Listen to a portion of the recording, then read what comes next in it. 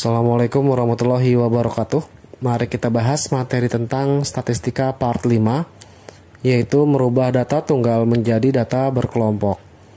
Jika terdapat data tunggal yang disajikan dalam bentuk bilangan atau angka dan ingin diubah menjadi data berkelompok, maka terdapat syarat-syarat atau langkah-langkah yang harus dilakukan, yaitu sebagai berikut. Yang pertama, tentukanlah nilai jangkauan dari data tersebut, di mana jangkauan data adalah J, yaitu sama dengan X max dikurang X min, di mana X max sendiri adalah data maksimum, atau pada data disebut dengan angka terbesar, angka paling besar. Yang kedua, X min-nya sendiri adalah data minimum. Data minimum pada data disebut dengan angka paling kecil, sehingga jangkauan data atau J merupakan selisih angka terbesar dengan angka terkecil, atau disebut dengan angka terbesar dikurang angka terkecil. Kemudian langkah kedua, tentukan banyaknya kelas atau dilambangkan dengan K kecil. Kelas sendiri adalah letak selang interval data dan ditentukan dengan menggunakan aturan Sturges, yaitu nilai K sama dengan 1 ditambah 3,3 log dari N, di mana ketetapan 3,3 sudah diletakkan menurut aturan Sturges dan tidak dapat diganggu gugat, di mana nilai N sendiri banyaknya data yang diteliti. Kemudian langkah terakhir, yaitu langkah ketiga, menentukan panjangnya kelas atau interval yang dilambangkan oleh I. Nilai I sendiri sama dengan J dibagi dengan K. J-nya sendiri adalah jangkauan, K-nya sendiri adalah kelas, atau disebut dengan perbandingan jangkauan terhadap kelas. Itulah interval. Contoh soal 1. Disajikan data nilai hasil ulangan matematika kelas 10 IPA di SMA X adalah sebagai berikut.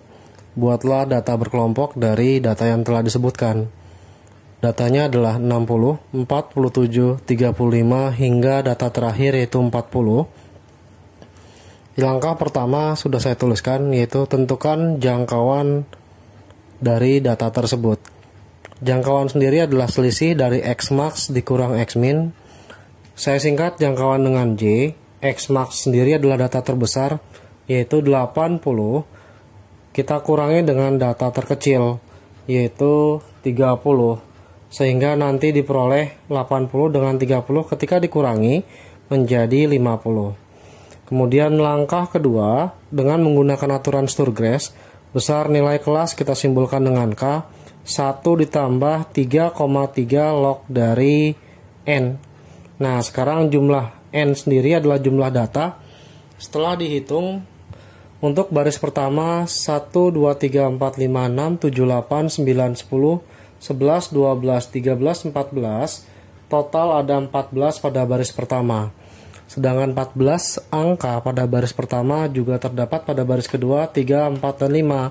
14 kali 5, 70 ditambah banyaknya angka yang di bawah ada 10. Totalnya adalah 80 untuk nilai N kecil. Nah, kalau sudah, kita ganti nilai N kecilnya ke dalam aturan Sturges. 1 ditambah 3,3 log dari N-nya sendiri adalah 80. Nah, nilai K-nya sama dengan 1 ditambah 3,3 log dari 80 kita cari dulu. Ingat, dalam matematik log 2 itu adalah 0,301, log 3 itu adalah 0,477. Patokan hanya dari bilangan prima 2 dan 3. Log 5 bisa dicari dengan cara yang lain. Nah, ketika untuk mencari log 8 sendiri adalah log dari 2 pangkat 3, yang artinya kalau pangkat logaritma kita pindahkan ke depan menjadi 3 dikali log 2. 3 dikali log 2 nya sendiri adalah 0,301. Hasilnya 0,903. Inilah nilai log 8. Nah, bagaimana kalau nilai log 80? Nilai log 80 kita ubah menjadi sebuah perkalian bilangan, yaitu log 8 ditambah log 10. Nah, hasil ini berubah dari hasil log 8 dikalikan dengan 10.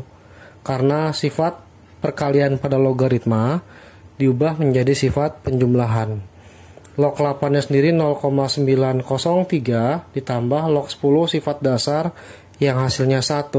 Ketika dihitung menjadi 1,903. Kita letakkan di sini untuk mencari nilai kelas menggunakan aturan Sturges. Log 80 adalah 1,903. Langkah terakhir yaitu untuk menentukan interval. Interval adalah I, jangkauan kita bagi dengan kelas. Nah, interval sendiri adalah jangkauannya sudah ada 50, kita bagi dengan kelasnya, hasil dari 1 ditambah 3,3 dikali 1,903. Nanti setelah dikali 3,3 dikali 1,903 adalah 6,28.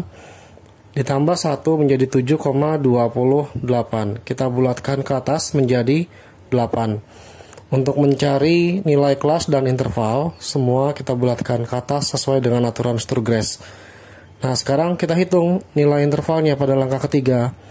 Jangkauan 50, kemudian nilai K-nya adalah 8. Nanti setelah dibagi, dapat 6 per 8. 6 kali 8, 48. 50 dikurang 48 adalah 2.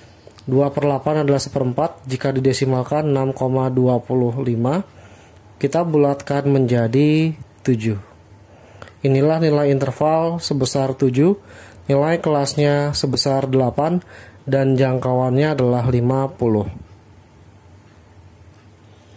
Setelah mendapatkan kelas sebesar 8 dan interval sebesar 7, sekarang kita buat data berkelompok. Jangan lupa letakkan terus, kemudian frekuensinya. Arti kelas 8 yaitu nanti barisnya ada 8 buah. Intervalnya sendiri kita mulai dari angka terkecilnya adalah 30.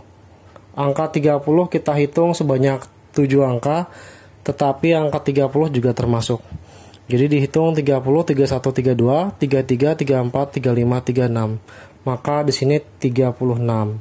Setelah 36 ada 37 sampai 43. Setelah 43 adalah 44 sampai 50, kemudian 51 sampai tambah lagi jadi 7, 57, kemudian 58 sampai tambah 7, 64, tambah lagi menjadi 65 sampai kurang lebih 71, terakhir 72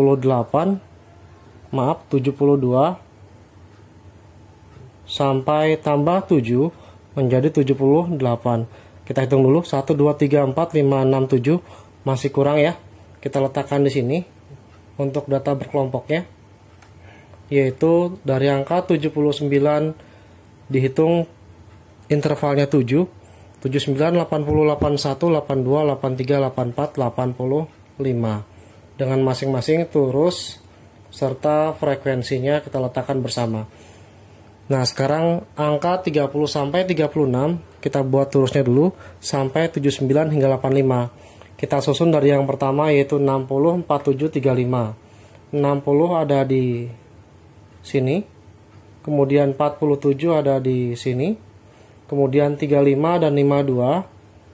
Kemudian kita letakkan di sini 35. 52 kita letakkan ada di sini. Hingga angka terakhir yaitu sampai 40. Nah, setelah kita mendapatkan turusnya, dihitung satu persatu, mendapatkan hasil sebagai berikut. Sehingga banyaknya angka 30 sampai 36 diperoleh angka frekuensinya adalah 10, kemudian di sini adalah 10, lalu di sini adalah 18 dan ini adalah 19, ini adalah 10. Ini adalah 7, ini adalah 3, dan ini adalah 3. Ketika dijumlahkan, ini 10, 20, 30. 30 tambah 10 adalah 40. 40 ditambah 37 adalah 77. Ditambah frekuensi yang terakhir adalah 3. Secara total jumlah datanya adalah 80. Nah, inilah data berkelompok dari data tunggal yang disajikan untuk menyajikan nilai hasil ulangan matematika kelas 10 IPA di SMA X.